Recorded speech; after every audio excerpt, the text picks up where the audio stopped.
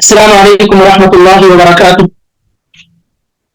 الحمد للہ والصلاة والسلام علی رسول اللہ واشهد ان لا الہ الا اللہ واشهد ان محمدا عبده ورسوله. اما بعد قال الله تعالى في كلامه العظيم اعوذ بالله السميع العليم من الشيطان الرجيم يا ايها الذين آمنوا كتب عليكم الصيام كما كتب على الذين من قبلكم لعلكم تتقون. سبحانك لا علم لنا الا ما علمتنا انك انت العليم الحكيم. اللہ رب العالمین کی توفیق سے، اس کے فضل و کرم سے آج ہم لوگوں کا 3 روزہ یہاں مکمل ہو گیا ہے. اللہ رب العالمین ان روزوں کو قبول فرمائے اور باقی روزوں کو اللہ تعالیٰ خیر اور خوبی کے ساتھ ہم سے ملائے اور اسے اپنے یہاں قبول فرمائے. اسی سے اندازہ لگتا ہے کہ بڑی تیزی کے ساتھ زندگی کے ایام گزر رہے ہیں. ابھی ہم روزے کا انتظار کر رہے تھے، رمضان کی آمد کا انتظار کر رہے تھے، اور آج 3 رمضان مکمل ہو چکا ہے اور چوتھے میں ہم اور آپ داخل ہو گئے ہیں. روزے کا بنیادی مقصد تقوی کو یوٹیلائز کرنا، انسان کے اندر تقوی پیدا کرنا، تقوی میں ترقی دینا اور اللہ رب العالمین سے قریب کرنا ہے. یہ اہم مقصد ہے روزہ رکھنے کا. اسی لیے روزہ میں بعض چیزیں وہ ہیں جو ممنوع اور حرام ہیں اور جس کے کرنے سے روزے کے اجر و ثواب میں کمی ہو جاتی ہے اور روزے کا فائدہ انسان کو نہیں مل پاتا ہے. بعض چیزیں وہ ہیں جو مفسدات الصوم کہلاتی ہیں، جن کے کرنے سے روزہ باطل اور خراب ہو جاتا ہے. اور بعض چیزیں وہ ہیں جو روزے دار کے لیے شریعت نے مباح جائز قرار دی ہیں، یعنی جن کے کرنے سے روزے دار کے روزے پر کوئی فرق نہیں پڑتا ہے.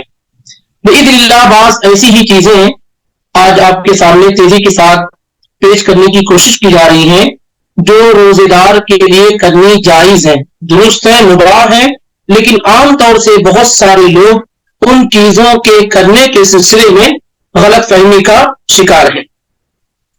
ان میں سے بعض چیزیں وہ ہیں جو پچھلے پارٹ 2 کا حصہ پارٹ 2 میں ذکر کی جا چکی، فقہ الصیام میں جو پارٹ 2 ہے اس میں ذکر کی جا چکی ہے.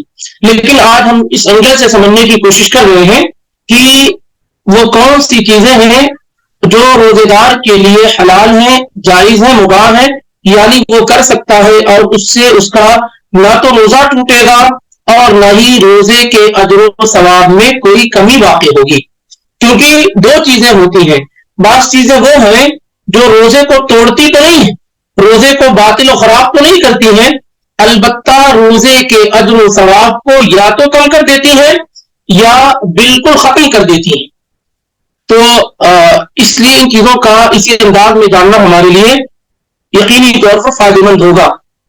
تو وہ چیزیں جو ایک روزے دار کے لیے جائز ہیں، مباح ہیں، حلال ہیں، وہ ہے روزے کی حالت میں مسواک کرنا کسی بھی وقت، چاہے وہ زوال سے پہلے ہو، زوال کے بعد ہو، کسی بھی وقت روزے دار کا مسواک کرنا یہ جائز اور درست ہے، مباح ہے. اور یہ کہنا کہ زوال سے پہلے کیا جا سکتا ہے، زوال کے بعد نہیں کیا جا سکتا ہے، یا یہ کہ اول نہار میں کر سکتے ہیں، آخر یعنی شروع میں کر سکتے ہیں، لاسٹ میں نہیں کر سکتے ہیں، اس طرح کی کوئی دلیل موجود نہیں ہے. دلیل جو موجود ہے اس میں یہ ہے کہ اللہ کے نبی علیہ الصلوۃ والسلام نے کہا لولا ان اشق علی امتی لامرتهم بالسواک عند كل صلاۃ وفي روایت عند كل وضوء. بخاری میں جو روایت ہے وہ عند كل صلاۃ ہے 1934 میں، اور مسند احمد میں 9928 میں عند كل وضوء ہے کہ اگر میری امت کے لیے مشکل نہ ہوتا تو میں اپنی امت کو ہر نماز کے وقت، ہر وضو کے وقت مسواک کرنے کا حکم دیتا. اور اس میں اللہ کے نبی علیہ الصلوۃ والسلام نے کسی کو بھی مستثنا اور ایکسیپشن نہیں قرار دیا کہ نہیں روزے دار کو مسواک نہیں کرنا ہے، بلکہ آپ نے یہاں کہا کہ اگر میری امت کے لیے مشکل نہ ہوتا تمہیں ہر وضو اور ہر نماز کے وقت اپنی امت کو مسواک کرنے کا حکم دیتا. تو جیسے اس میں غیر روزے دار شامل ہے ایسے ہی اس میں روزے دار شامل ہے، جیسا کہ امام ابن خزیمہ رحمہ اللہ نے ذکر کیا ہے. اور اسی طریقے سے اس کے علاوہ مسواک کی جو فضیلت ہے اور اس کا جو مقام اور مرتبہ ہے، اما عائشہ کی روایت میں یہ ہے کہ مطہرۃ للفم، یہ منہ کی صفائی کا ذریعہ ہے، ومرضاۃ للرب، اور اللہ رب العالمین کو خوش کرنے کا، راضی کرنے کا ذریعہ ہے. تو مسواک بغیر کسی کراہت کے روزے دار کبھی کسی بھی وقت کیا ہے کر سکتا ہے. کچھ علماء نے زوال کی بات کرنے کو ناپسند کیا ہے، یا مطلق طور پر کچھ لوگوں نے کہا کہ مسواک نہیں کرنی چاہیے، منہ سے اسمیل اور بو کو آنے دینا چاہیے، اس حدیث کی بنیاد پر جس میں اللہ کے نبی علیہ الصلوۃ والسلام اللہ تعالیٰ کے بارے میں کہتے ہیں کہ اللہ تعالیٰ کہتا ہے کہ روزے دار کے منہ کی بو اللہ رب العالمین کیا مشک خوشبو سے زیادہ پسند ہے. تو اس وجہ سے بعض علماء کی رائے ہے کہ اس بو کو ویسے باقی رہنے دیا جائے، لیکن اس سلسلے میں درست اور صحیح بات یہی ہے کہ مسواک کیا ہے کرتے رہنا چاہیے، چاہے وہ روزے کی حالت میں ہے یا غیر روزہ کا معاملہ ہو. تو مسواک کرنے میں کوئی حرج نہیں ہے، مباح ہے، جائز ہے اور درست ہے. اسی طریقے سے اس میں آتا ہے معاملہ، اس میں مسواک میں کم، لیکن جو معجون جو ٹوتھ پیسٹ وغیرہ ہے، اس میں جو ہے جو موجودہ زمانے میں قسم قسم کے معجون منجن آتے ہیں، اس کو لے کر کے لوگ کافی کنفیوز رہتے ہیں کہ آیا اس کا استعمال کیا جا سکتا ہے یا نہیں کیا جا سکتا ہے، کیونکہ مسواک کرنے کا مزاج تو ہمارے پاس کم ہے. عام طور سے لوگ کیا ہے منجن برش کے عادی ہیں، تو کیا اس کا استعمال کیا جا سکتا ہے یا نہیں کیا جا سکتا ہے. تو اس سلسلے میں جو درست اور صحیح بات یہ ہے کہ روزے دار کا منہ کی صفائی کے لیے معجون اور اسنان استعمال کرنا، یعنی منجن وغیرہ استعمال کرنے میں کوئی حرج نہیں ہے، اسے استعمال کیا جا سکتا ہے اگر کہ اس میں لذت اور ٹیسٹی کیوں نہ ہو، کیونکہ مسواک میں بھی کیا ہے ایک لذت اور ٹیسٹ ہوتا ہے جب تک کہ وہ حلق کے اندر نہ جائے. اس سے جو بچنا ہے کہ وہ حلق کا حصہ نہ بنے، جہاں تک منہ کے اندر اس کی صفائی کر کے اور اسے تھوک دینا، اس سے کوئی روزے پر فرق نہیں پڑتا ہے. تو جیسے مسواک کا استعمال کیا جا سکتا ہے، ایسے ہی منجن برش کا استعمال روزے کی حالت میں کیا جا سکتا ہے، اور یہی جو ہے درست اور صحیح رائے ہے علماء کی. تو یہ پہلی چیز معلوم ہوا کہ مسواک بھی کرنا اور اسی طرح سے منجن اور برش کا استعمال کرنا روزے کی حالت میں مباح ہے، جائز ہے، درست ہے، اس سے روزے پر کوئی اثر نہیں پڑتا ہے. دوسری چیز یہ ہے جو روزے دار کے لیے جائز اور درست ہے کہ اگر کوئی آدمی جنوبی ہو، یعنی اسے غسل کی ضرورت ہو، تو وہ اس کو ڈیلے کر سکتا ہے. ایسا نہیں ہے کہ روزے کی نیت کرتے وقت پاک ہونا ضروری ہے، بغیر پاکی کے وہ روزے کی نیت نہیں کر سکتا ہے یا روزہ نہیں رکھ سکتا، بالکل نہیں ایسا ہے، بلکہ اس کے لیے جائز اور درست ہے کہ وہ جنابت کی حالت میں، ناپاکی کی حالت میں روزے کی نیت کر لے اور سحر وغیرہ کر لے، اور اس کے بعد کیا ہے وہ غسل کر کے فجر کی نماز ادا کر لے، جیسا کہ ام المومنین اما عائشہ اور اسی طریقے سے ام المومنین ام سلمہ رضی اللہ تعالی عنہا کی علماء کی روایت میں موجود ہے. صحیح بخاری میں اگر دیکھیں گے تو 1925 اور اسی طریقے سے 1926 اور صحیح مسلم میں 1109 میں یہ روایت موجود ہے کہ اللہ کے نبی علیہ الصلوۃ والسلام خود جنابت کی حالت میں سحری کھاتے تھے اور اس کے بعد آپ غسل کرتے، پھر اس کے بعد کیا ہے نماز وغیرہ پڑھتے تھے. تو ضروری نہیں ہے کہ روزے دار کے لیے کہ وہ سحری کھاتے وقت وہ پاکی کی حالت میں ہو، ایسا قطعاً ضروری نہیں. جائز ہے روزے دار کے لیے کہ وہ افطار وغیرہ سحری کر لے اور بعد میں وہ غسل کر لے، اس پر علماء کا اجماع بھی ہے. اسی طریقے سے وہ عورت جو حیض کی حالت میں ہو اور وہ پاک ہو چکی ہو تو وہ اسی حالت میں سحر وغیرہ کر سکتی ہے، روزے کی نیت کر سکتی ہے اور وہ اپنے غسل کو ڈیلے اور مؤخر کر سکتی ہے. کب تک؟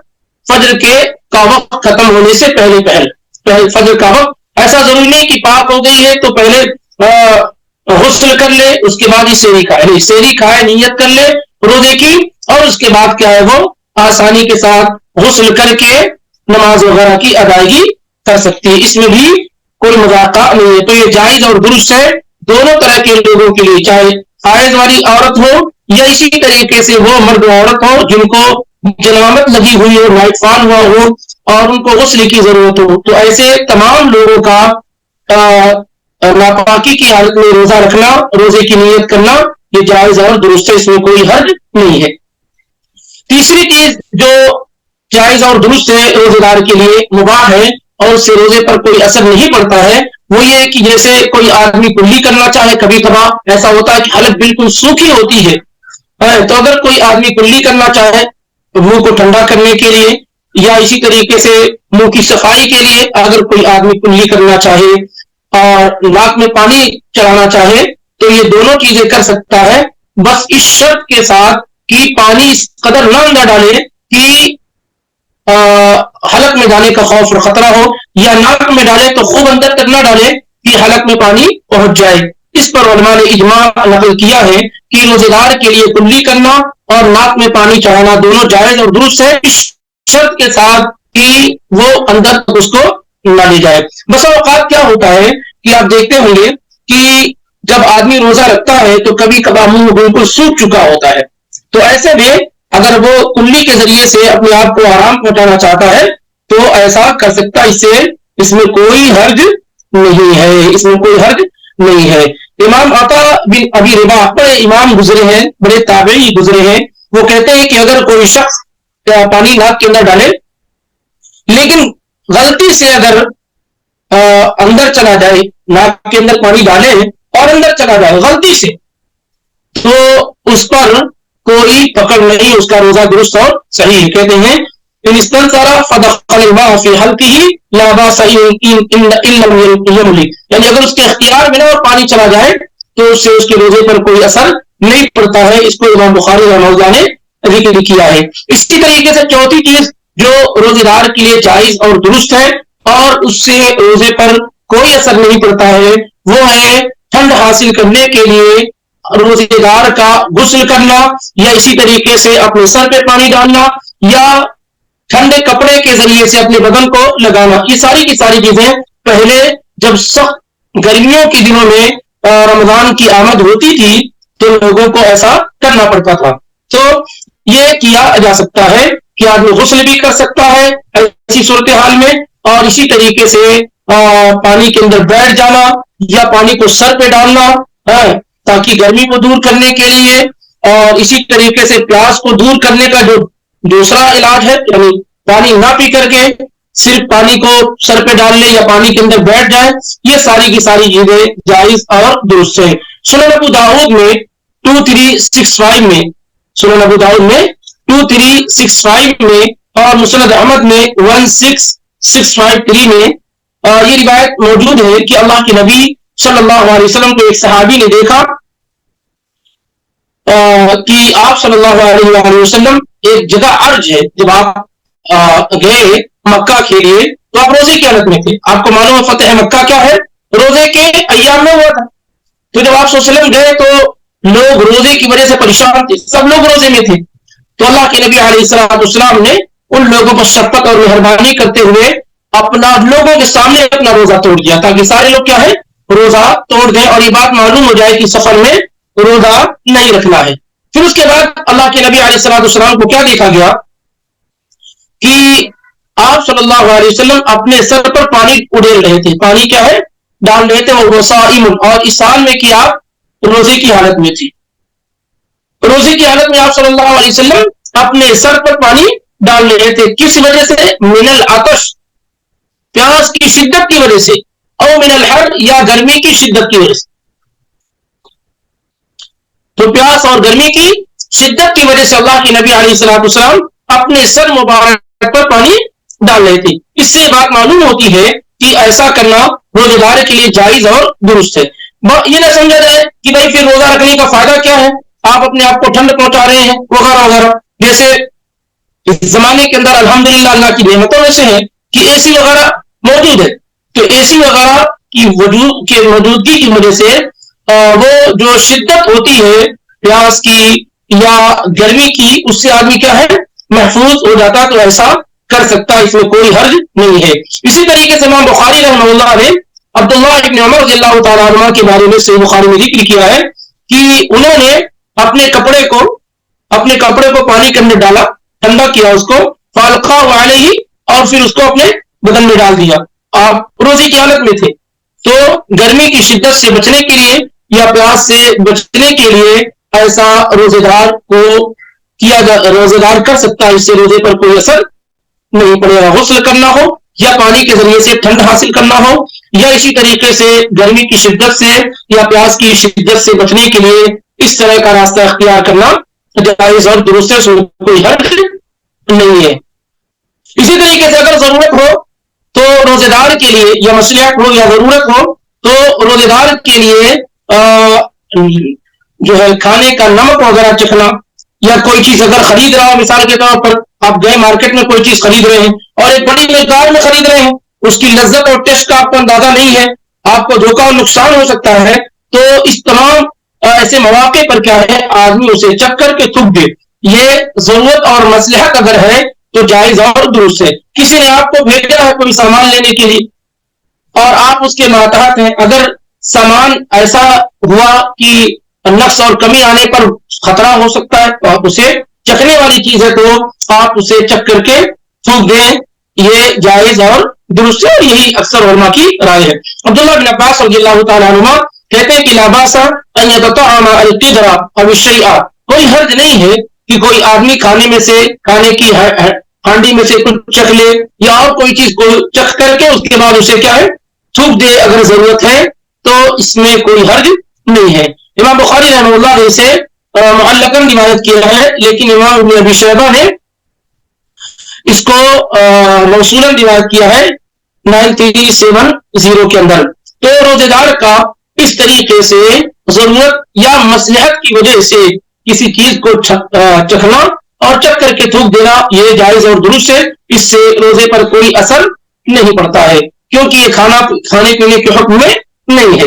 اسی طریقے سے یہ بات معلوم ہونی چاہیے کہ آدمی کا اپنی بیوی کے پاس اس طریقے سے جانا جو جمع اور ریلیشن کے علاوہ ہو، وہ ساری کی ساری اور درست اس شرط کے ساتھ کہ وہ اپنے آپ پر کنٹرول کرنے والا ہو، جیسا کہ امام بخاری نے 1927 میں اور امام مسلم نے 1106 میں ام المؤمنین عائشہ صدیقہ رضی اللہ تعالی عنہا سے روایت کیا. خود اللہ کے نبی علیہ الصلوۃ والسلام کا یہ عمل تھا کہ آپ اپنی بیویوں کا بوسہ لیتے تھے، ان سے مباشرت کرتے تھے، لیکن آپ صلی اللہ علیہ وسلم سب سے زیادہ اپنے آپ پر کنٹرول کرنے والے تھے. تو یہ چیزیں جائز ہیں اس شخص کے لیے جو اپنے آپ پر کنٹرول کرنے والا ہو. اسی طریقے سے کسی بھی قسم کی خوشبو کا استعمال کرنا، اسے سونگھنا، یہ ساری کی ساری چیزیں روزے دار کے لیے حلال اور جائز ہے. کہ خوشبو آدمی سونگھ رہا ہو، کوئی اور پھول وغیرہ سونگھ رہا ہو، تو اس سے روزے پر کوئی اثر نہیں پڑتا ہے. یہ تمام علماء کے اتفاق کے ساتھ کیا ہے، جائز اور درست ہے. البتہ ایک معاملہ آتا ہے کہ جو بخور ہے، بخور کو بہت سارے لوگ ناک کے اندر ڈالنے کی کوشش کرتے ہیں، مطلب بہت اندر جانے کا، تو اس میں اختلاف کیا گیا ہے، 2 قول ہے اس میں، لیکن اس میں بھی زیادہ درست اور صحیح بات یہ ہے کہ جو بخور وغیرہ ہوتا ہے اس طریقے سے لگا لیتے ہیں اور وہ ایک حد تک خوشبو اس کے ذہن و دماغ میں پہنچتی ہے، تو اس سے بھی روزہ صحیح بات یہ ہے کہ نہیں ٹوٹتا ہے. تو یہ بھی وقت ضرورت کیا ہے کیا جا سکتا ہے، یہ روزے دار کے لیے حلال اور جائز ہے. اسی طریقے سے سرما لگانا، آنکھوں میں سرما لگانا، یہ روزے کی حالت میں جائز اور درست ہے. کیوں یہ بات اس لیے کہی جا رہی ہے کہ بہت سارے لوگ یہ سمجھتے ہیں کہ ان چیزوں کا استعمال نہیں کیا جا سکتا، یہ نہیں کیا جا سکتا، روزے کی حالت میں یہ نہیں کیا جا سکتا، تو ایک ڈر اور خوف کے عالم میں کیا ہے وہ زندگی گزار رہے ہوتے. تو روزے کی حالت میں اس طرح کی چیزوں کا استعمال آپ کو معلوم ہونا چاہیے کہ جائز اور درست ہے. تو روزے دار کے لیے سرما وغیرہ کا استعمال کیا ہے، جائز اور درست ہے. انس بن مالک، حسن البصری، ابراہیم النخعی وغیرہ کے بارے میں ہے کہ یہ لوگ روزے دار کے لیے سرمے کے استعمال کرنے میں کوئی حرج نہیں سمجھتے تھے، کوئی حرج نہیں سمجھتے. تو اگر کوئی آدمی کیا ہے سرمے وغیرہ کا استعمال کر رہا ہے روزے کی حالت میں تو یہ مباح ہے، جائز ہے، درست ہے، اس سے کوئی اثر روزے پر نہیں پڑتا ہے. اسی طریقے سے کوئی آدمی اگر آنکھ کی ڈراپ استعمال کر رہا ہے آنکھوں میں ڈالنے کے لیے تو اس سے بھی کوئی بھی اثر روزے پر نہیں پڑتا، یہ روزے دار کے لیے جائز اور درست ہے. اسی طریقے سے کان کا کوئی ڈراپ ہے، یہ بھی کیا ہے؟ جائز اور درست ہے. ایسے ہی اگر بغیر ارادے کے کبھی کیا ہے کہ کوئی گندگی منہ کے اندر آ گئی، کوئی چیز اڑ کر داخل ہو گئی، مکھیاں آ گئی اور بھی کچھ چیزیں، اگر اس طریقے سے غیر ارادی اور شعوری طور پر منہ کے اندر کوئی چیز داخل ہو جائے اور وہ پیٹ کے اندر چلی جائے تو اس سے روزے پر کوئی اثر نہیں پڑتا. امام حسن البصری رحمہ اللہ فرماتی ہیں دخل حلقه الذباب فلا شيء عليه، اگر منہ کے اندر مکھی چلی جائے تو اس پر کوئی فدیہ کچھ بھی نہیں ہے، یعنی یہ جائز اور درست ہے. اسی طریقے سے جو لعاب نکلتا ہے، یہ آدمی نکل گیا، اس سے بھی روزے پر کوئی اثر نہیں پڑتا ہے. البتہ ایک معاملہ آتا بلغم کا، بسا اوقات کیا بلغم جو سینے سے بالکل جمع ہوا بڑی تعداد میں نکل جاتا ہے، خاص طور سے جن کے زکام وغیرہ کی شکایت ہوتی ہے، تو اس کا معاملہ ہے کہ چاہے وہ روزے کی حالت میں ہو یا بغیر روزے کی حالت میں ہو، اس میں ہونا ہی چاہیے کہ اسے تھوک دیا جائے، اسے کسی بھی صورت میں نگلا نہ جائے، کیونکہ وہ صحت کے لیے انتہائی نقصان دہ ہوتا ہے اور پھر ایک گندی چیز ہوتی ہے. تو وہ روزے کی حالت میں یا غیر روزے کی حالت میں ہو، دونوں صورتحال میں بلغم کے نکلنے کے بعد کیا انسان اسے تھوک دے. لیکن ان کیس کبھی ایسا غیر شعوری طور پر ہو گیا کہ بلغم منہ میں آئے اور پھر آپ نکل گئے اسے، تو کیا اس سے روزہ ٹوٹ جائے گا؟ جواب اس کا ہے کہ اس سے روزہ نہیں ٹوٹے گا، آدمی روزہ اپنا کنٹینیو رکھے. اسی طریقے سے قے وغیرہ کے متعلق ہے کہ اگر کسی انسان کو ومیٹنگ اور قے ہو جاتی ہے تو یہ اس سے روزے پر اثر نہیں پڑتا، آدمی اپنا روزہ مکمل کرتا رہے، جیسا کہ امام بخاری رحمہ اللہ نے ابو ہریرہ رضی اللہ تعالیٰ عنہ کا فتویٰ ذکر کیا، اذا قاع فلا یفطر، اگر کوئی آدمی قے کر لے تو اس سے اس کا روزہ نہیں ٹوٹتا ہے. تو یہ وہ چیزیں ہیں جس سے جو ہے روزے دار کے لیے کرنی جائز اور حلال ہے. اس کے علاوہ کئی چیزیں ہیں، تیل وغیرہ کا استعمال کرنا ہوا یا اسی طریقے سے میکاپ کی دوسری چیزیں استعمال کرنی ہوئی، یہ ساری کی ساری چیزیں کیا ہے روزے دار کے لیے جائز اور درست ہے، اس سے کوئی اثر روزے پر نہیں پڑتا ہے. کچھ چیزیں وہ ہیں جو روزے کو توڑتی تو نہیں پر وہ روزے کی حالت میں نہیں کرنی چاہیے اور اس سے روزے کا مکمل اجر و ثواب ختم ہو سکتا ہے یا اجر و ثواب کم ہو سکتا ہے. اور ان میں سے بنیادی چند چیزیں یہ کہ جتنے بھی معصیت اور گناہ کے کام ہیں سب سے روزے پر اثر پڑتا ہے، سب سے روزے کا ثواب اور اجر کیا ہے کم ہوتا جاتا ہے. تو ہر گناہ اور معصیت کے کام سے روزے کی حالت میں انسان کو پرہیز کرنا چاہیے. امام بخاری رحمہ اللہ نے صحیح بخاری کے اندر 1903 میں اور امام مسلم رحمہ اللہ نے امام بخاری نے ذکر کیا ہے 1903 میں اور دوسری جگہ 6057 میں ابو ہریرہ رضی اللہ تعالیٰ عنہ سے کہ اللہ کے نبی علیہ الصلوۃ والسلام نے بڑی سخت وارننگ دی ہے. کیا وارننگ دی؟ آپ نے کہا من لم يدع قول الزور والعمل به فليس لله حاجة ان يدع فيه ان يدع طعامه وشرابه، کہ جو آدمی روزہ رکھ کر کے جھوٹ بولنا اور اس کے مطابق عمل کرنا نہ چھوڑے، یعنی جھوٹ بھی بول رہا ہے اور جھوٹی چیزوں پر عمل کر رہا ہے، غلط چیزوں پر عمل کر رہا ہے، غلط کام کر رہا ہے، تو ایسے آدمی کے روزے کی کوئی ضرورت اللہ کو نہیں ہے کہ وہ کھانا پینا چھوڑ دے. جو آدمی روزہ رکھ کر کے جھوٹ بولنا غلط کام کرنا نہ چھوڑے تو ایسے شخص کو بھوکا اور پیاسا رہنے کا کوئی فائدہ نہیں. کتنی سخت وارننگ. اسی لیے ایک اور روایت میں ہے بخاری کے اندر کہ والجہل اور یعنی جہالت والا عمل، بیوقوفی والا عمل، اگر آدمی روزہ رکھ کر کے جھوٹ بولنا اور اسی طریقے سے اس کے مطابق عمل کرنا، بیوقوفی والا عمل کرنا، یہ ساری کی ساری چیزیں اگر انسان نہیں چھوڑتا ہے تو اللہ تعالیٰ کو اس کے روزہ رکھنے کا کوئی فائدہ نہیں. صرف وہ آدمی کیا ہے کھانے پینے سے رکا ہوا ہے، اور کھانے پینے سے رک جانے کا نام کیا ہے روزہ نہیں، بلکہ روزہ کہتے ہیں لیس الصیام فی ترک الطعام والشراب، روزہ اس کو نہیں کہتے کہ آدمی کھانے پینے سے رک جائے، بلکہ روزہ تو اصل یہ ہے کہ جن چیزوں سے اللہ نے روکا ہے بندہ اس سے رک جائے، اسے روزہ کہتے ہیں. تو اس پوائنٹ پر ضرور ہر آدمی کو توجہ کرنی چاہیے. ہر آدمی سمجھتا ہے کہ کھا لینے سے روزہ ٹوٹ جاتا ہے، پی لینے سے روزہ ٹوٹ جاتا ہے، اس کے کرنے سے روزہ ٹوٹ جاتا ہے، لیکن بسا اوقات وہ یہی جانتا ہے کہ بغیر کھائے ہوئے بغیر پیے ہوئے بھی آدمی کیا روزہ ضائع اور برباد ہو جاتا ہے. بلکہ آپ دیکھیں سنن ابن ماجہ کی روایت ہے یہ 1690 کی, سنن ابن ماجہ میں 1690 کی کہ رب صائم لیس من صیامہ الا الجوع, کتنے روزے دار ایسے ہیں کہ ان کے روزے سے ان کو سوائے بھوک کے کچھ بھی نہیں ملتا. کتنا کتنا خوف والا معاملہ ہے. اور اسی طریقے سے دوسرے حدیث میں امام النسائی نے الکبرا کے اندر ذکر کیا ہے 3249 کے اندر کہ رب صائم لیس من صیامہ الا الجوع والعطش, کہ سوائے کتنے روزے دار ایسے ہیں کہ ان کے روزے سے ان کو کیا ملتا ہے, بھوک اور پیاس ملتی ہے. صرف وہ بھوکے اور پیاسے رہے, اس کا کوئی اجر ثواب ریوارڈ بدلہ اللہ تعالیٰ کیا نہیں. ورب قائم لیس من قیام الا السحر, اور کتنے رات میں عبادت کرنے والے, قیام اللیل کرنے والے, تراویح کی نماز پڑھنے والے کیا ہے, سوائے رات جاگنے کے ان کو کچھ بھی نہیں ملتا.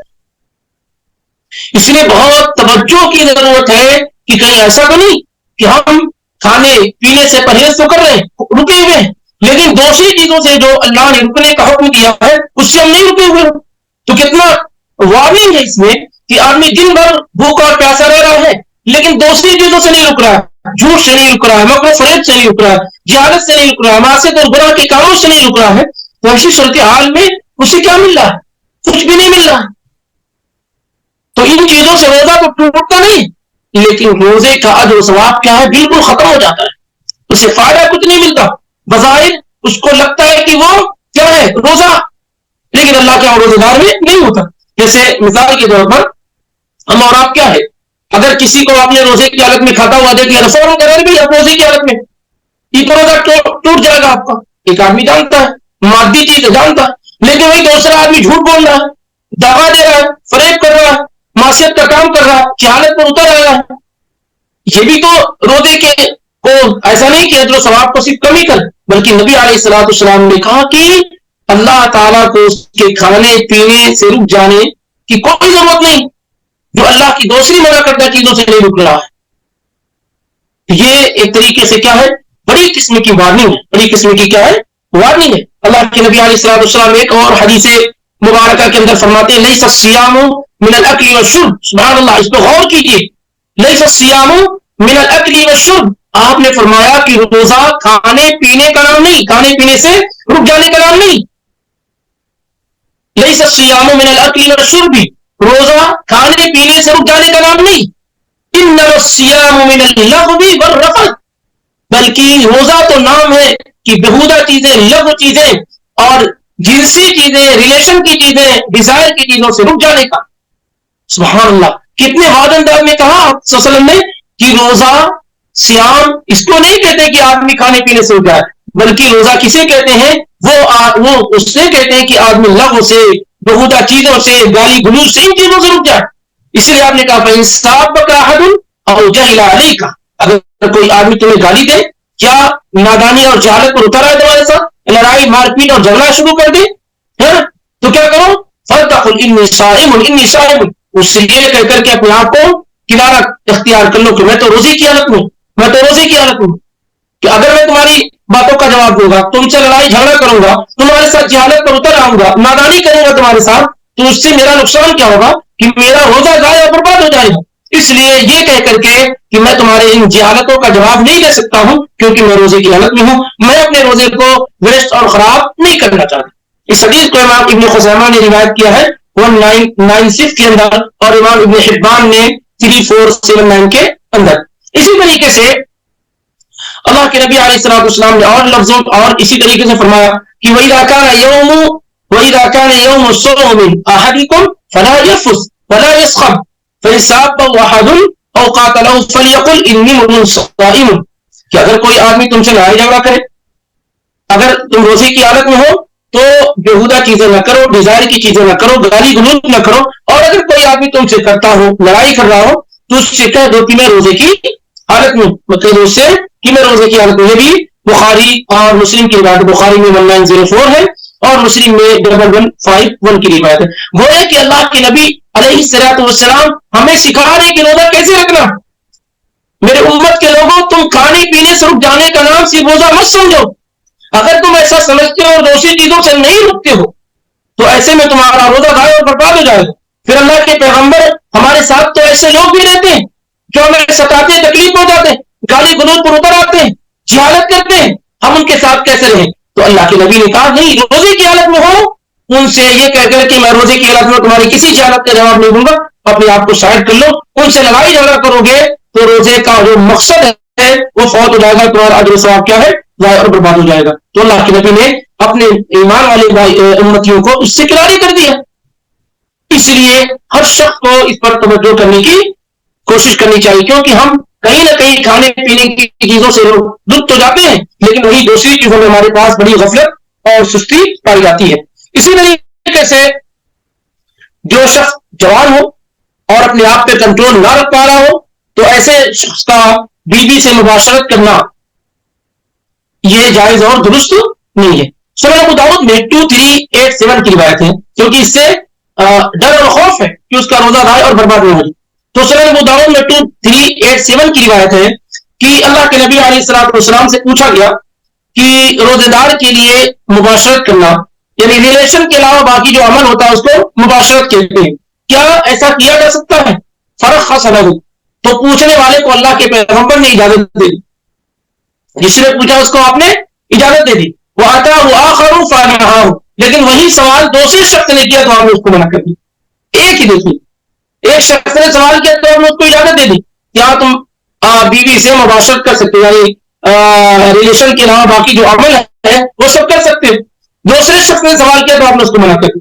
تو جس کو آپ نے رخصت اور اجازت دی وہ بوڑھا تھا, هذا الذي رخص له شيخ, جس کو آپ نے اجازت دی وہ بوڑھا تھا. والذي نهاه الشاب, اور جسے روکا وہ نوجوان تھا. وہ کیا ہے؟ نوجوان تھا. اس سے یہ بات معلوم ہوتی ہے کہ جو لوگ اس عمر کو ہوں کہ یہ خطرے ہوں تو ایسے کو چاہیے کہ اس طرح کی چیزوں سے وہ دور رہے, کیونکہ روزے کی حالت میں یہ مناسب اور درست نہیں ہے. تو یہ مختصر انداز میں وہ چیزیں جو روزے دار کے لیے حلال ہیں, جائز ہیں, جو روزے دار کر سکتا ہے, اور اسی طریقے سے بعض ان چیزوں کا ذکر ہوا جس سے روزے دار کو مکمل طور سے پرہیز کرنا چاہیے. میں یہ نہیں کہتا کہ ان چیزوں سے روزہ ٹوٹ جاتا ہے, جی چیزیں ذکر کی, جھوٹ بولنا ہو, معصیت اور گناہ کا کام کرنا ہو, یا اسی طریقے سے جہالت والی باتیں کرنی ہو, ان چیزوں سے روزہ تو نہیں ٹوٹتا ہے, البتہ اس کا اجر و ثواب ضائع اور برباد ہو جاتا ہے, ختم ہو جاتا ہے. تو ان چیزوں پر زیادہ توجہ کرنے کی ضرورت ہے. رب العالمین کی توفیق سے یہ چیزیں آپ کے سامنے ذکر ہوئی کی گئی ہے, اور اس طریقے سے آج کا یہ درس اللہ کی توفیق سے مکمل ہوا. اگر کوئی چیز سمجھ میں نہیں آئی ہے تو پوچھی جا سکتی ہے.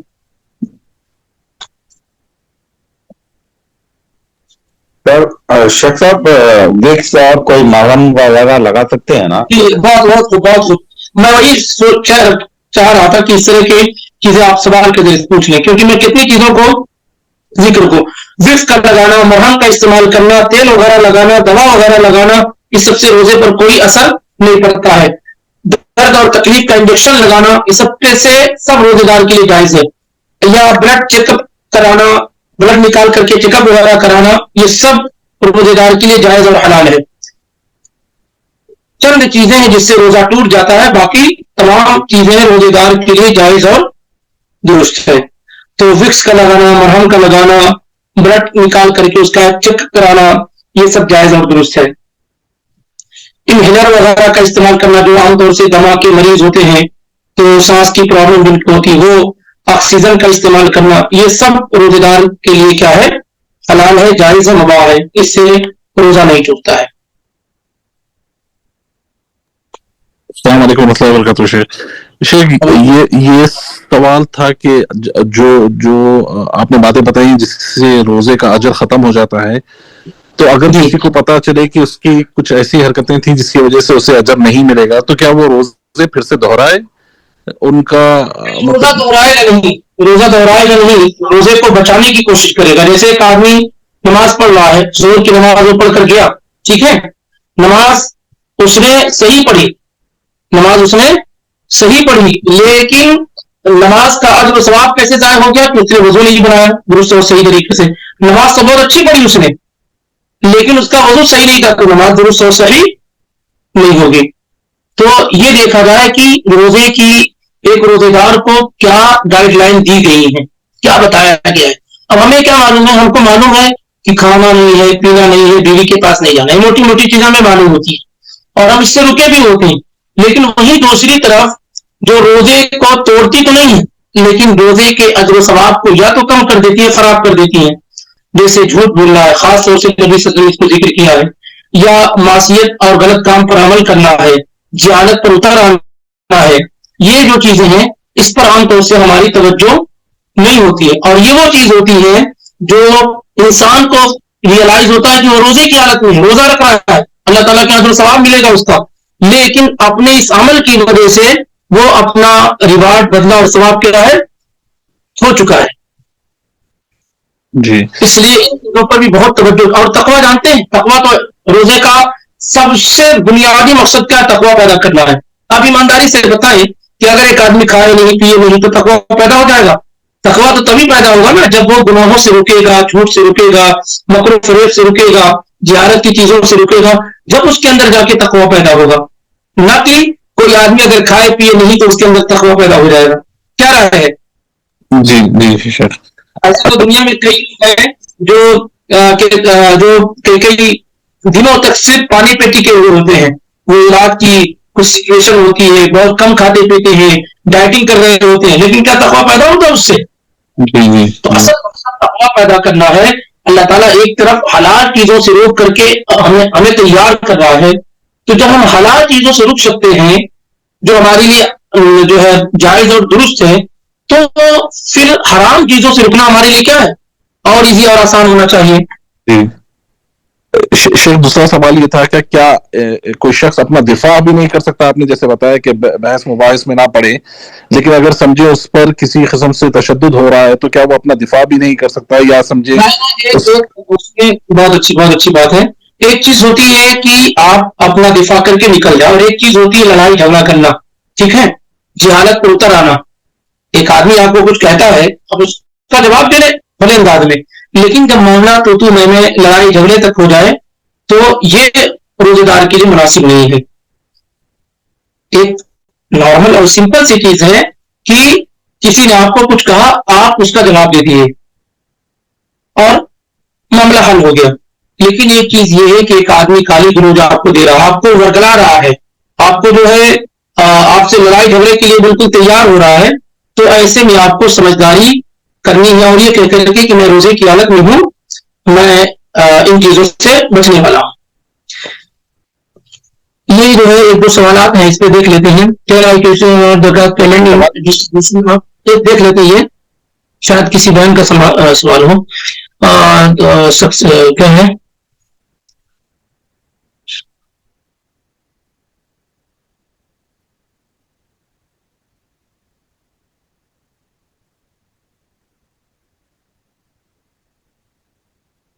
دیکھیے، زکوٰۃ میں ایک بات قاعدہ یاد رکھیے، زکوٰۃ میں ایک قاعدہ یاد رکھیے کہ جن چیزوں میں زکوٰۃ واجب ہوتی ہے انہی چیزوں میں سے زکوٰۃ نکالی جاتی ہے.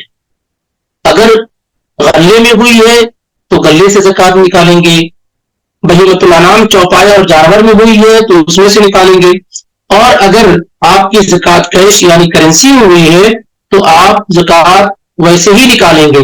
اور اس جو زکوٰۃ نکل رہی ہے، مثال کے طور پر 1,00,000 میں 2,500 آپ کی زکوٰۃ نکلی، تو 2,500 میں سے آپ غلہ خرید کے غریبوں کو دے دیں. 2,500 کا ایسا آپ نہیں کر سکتے ہیں، اس کا کچھ بھی نہیں کر سکتے ہیں، کیونکہ وہ پیسہ آپ کا نہیں ہے.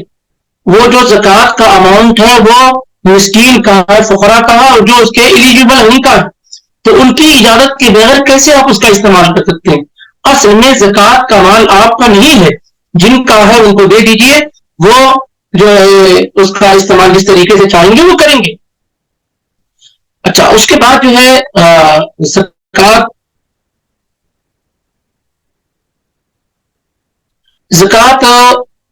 جہاں تک میں سمجھ رہا ہوں کیا ہے،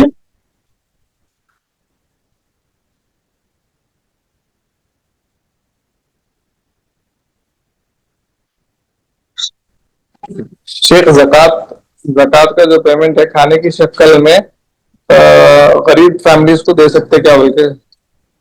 یہ تو یہی جواب دے دیا ہوں نا، یہ تو ہو گیا نا. اور بھی ہے نا ایک سوال اور ہے، یہ تو وہی کہ نہیں دے سکتے نا، پیسے ہی کی شکل میں دیں گے. اس کو فوڈ کی شکل میں، کھانے کی شکل میں نہیں دے سکتے آپ، کیونکہ وہ آپ کا اپنا اماؤنٹ نہیں ہے. اور اس سے بچنا چاہیے. بہت سارے ہمارے بھائی رمضان کٹس وغیرہ چلاتے ہیں، یہ بڑا نیک عمل ہے، بڑا خیر والا عمل ہے، اور اس کی حوصلہ افزائی ہونی چاہیے کہ کم سے کم کچھ بیداری ہے کہ رمضان کے مہینے میں ہمارے بھائی بھوکے اور محتاج نہ رہیں. لیکن یاد رکھیں کہ اس کا غلط استعمال نہ ہو. آپ اپنی زکوٰۃ کو صحیح طریقے سے ادا کریں.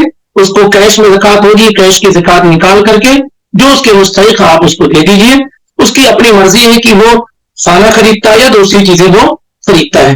اور الگ سے آپ جو ہے عام صدقے کی شکل میں اگر آپ رمضان کٹس کا یا عید وغیرہ کا انتظام کرتے ہیں تو بہت بہتر ہے. لیکن زکوٰۃ کے اماؤنٹ سے یہ چیزیں آپ قطعاً نہ کریں.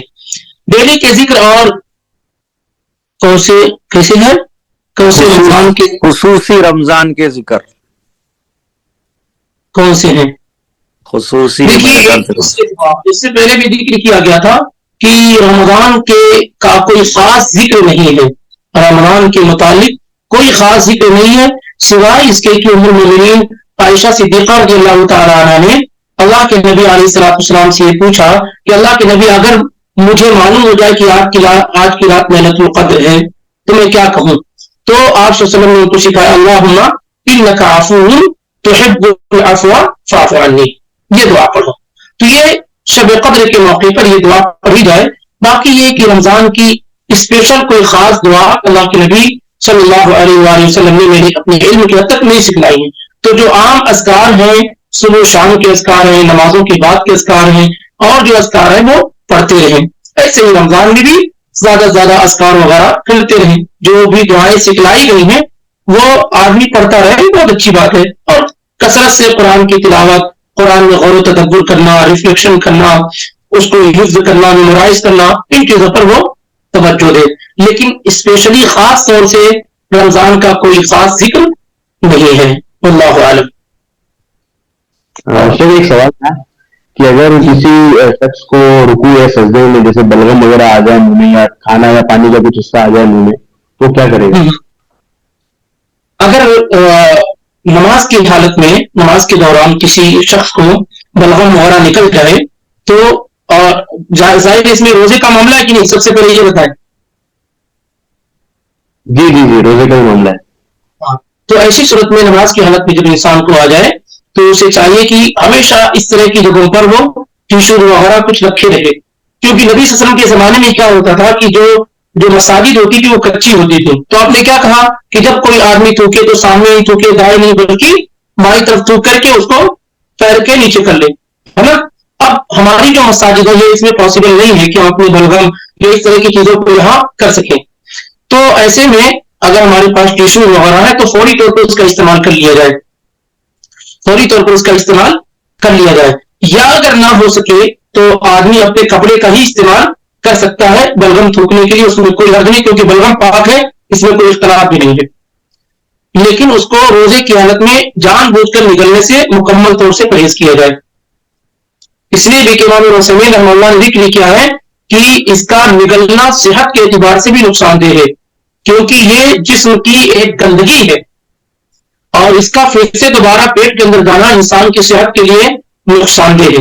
تو اگر یہ ساری چیزیں ہیں، کئی راستے ہیں، آپ ان میں سے کوئی بھی استعمال کر سکتے ہیں اور اس سے کوئی فرق آپ کی نماز وغیرہ پہ نہ روزے پر نہیں پڑے. کچھ نہیں ملتا ہے تو آپ اپنے کپڑے وغیرہ ہی پہ اس طریقے سے کہ دوسرے لوگوں کو پریشانی نہ ہو آپ اس پہ تھوک لیں، بعد میں جا کر کے اس کو دھل لیں.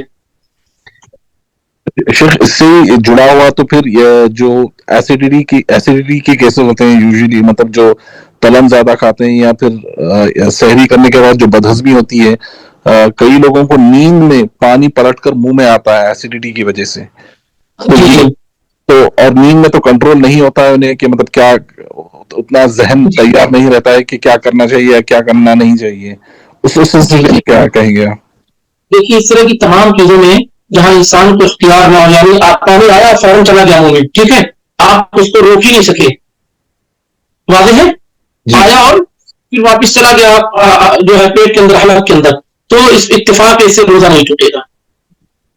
سمجھ رہے ہیں؟ اور دوسری جو چیزیں دیکھنی ہے وہ یہ کہ آ گیا اور آپ کے کنٹرول میں ہے تو فوراً اس کو آپ تھوک دیجیے. آپ کے کنٹرول میں ہے تو فوراً اس کو تھوک. کوئی خاتون رمضان میں روزہ نہ رکھ پائے اور آگے روزہ رکھنے کی نیت رکھتی ہو پھر بھی احتیاطاً اسے فدیہ دینا چاہیے نہیں. دیکھیے اگر کسی خاتون کا روزہ دو طریقے سے چھوٹ سکتا ہے. اگر وہ حیض کی وجہ سے چھوٹ رہا ہے تو حیض اور نفاس والی عورتوں کے لیے یہی ہے کہ وہ قضا کریں گی. حیض اور نفاس والی عورتیں صرف روزوں کی قضا کریں گی. معاملہ آتا ہے حمل والی عورتوں کا اور دودھ پلانے والی عورتوں کا. تو اس سلسلے میں علماء کے ہاں دو بڑی رائے پائی جاتی ہیں.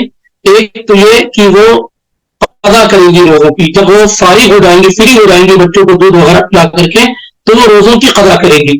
اور دوسری رائے یہ ہے جو صحابہ میں عبداللہ ابن عباس اور عبداللہ ابن عمر رضی اللہ عنہ کی ہے کہ ایسی خواتین جو ہے طاقت نہیں رکھتی روزہ رکھنے کی, کیونکہ وہ جو ہے حمل سے ہیں, پھر اس کے بعد بچوں کو دودھ پلانا ہے, تو روزوں کی قضا کب کریں گے؟ بچے کی خاطر تو ماں کو اچھا خاصا وقت لگانا پڑتا ہے, تو پھر روزوں کی قضا کب کریں گی؟ جب تک تو روزوں کی قضا کا وقت آئے گا پھر دوسرا عمل ٹھہر جائے گا.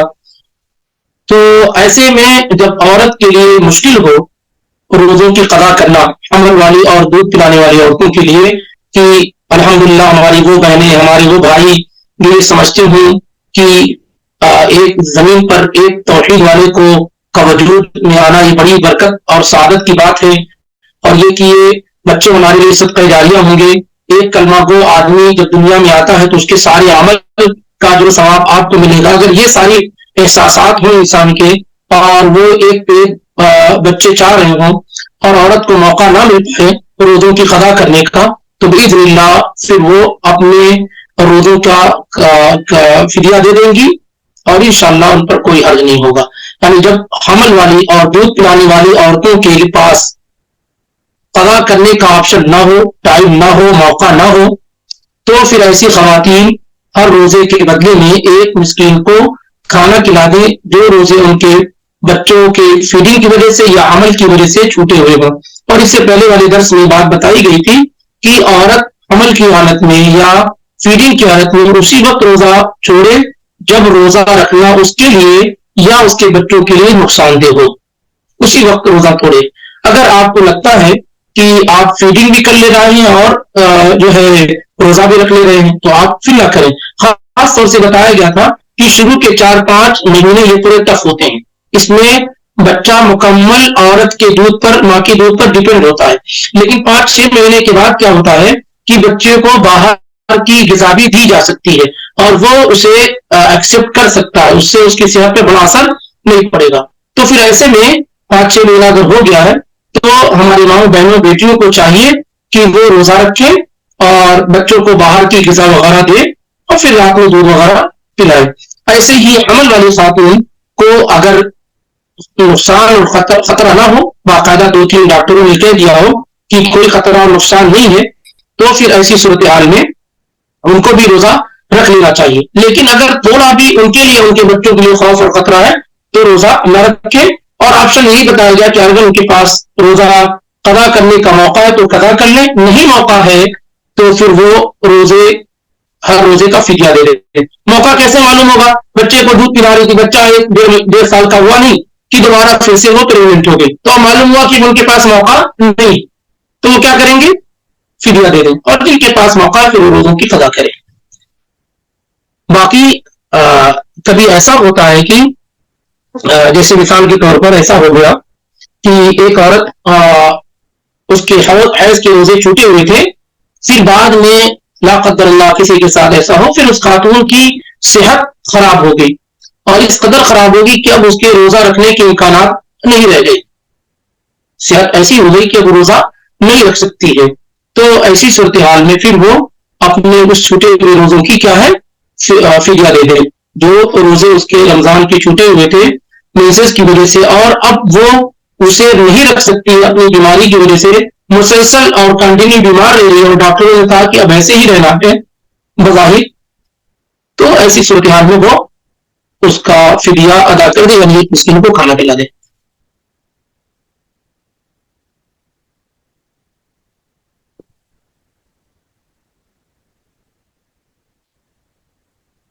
جزاکم اللہ خیر. مکمل ہو گئے؟ اب انشاءاللہ بعد میں ملاقات کریں یا اور کچھ ہے؟ ہو گئے شیخ, جزاک اللہ خیر. ملتے ہیں پھر انشاءاللہ رب العالمین. سبحانك اللهم وبحمدك اشهد ان لا اله الا انت استغفرك واتوب اليك. السلام علیکم ورحمۃ اللہ وبرکاتہ.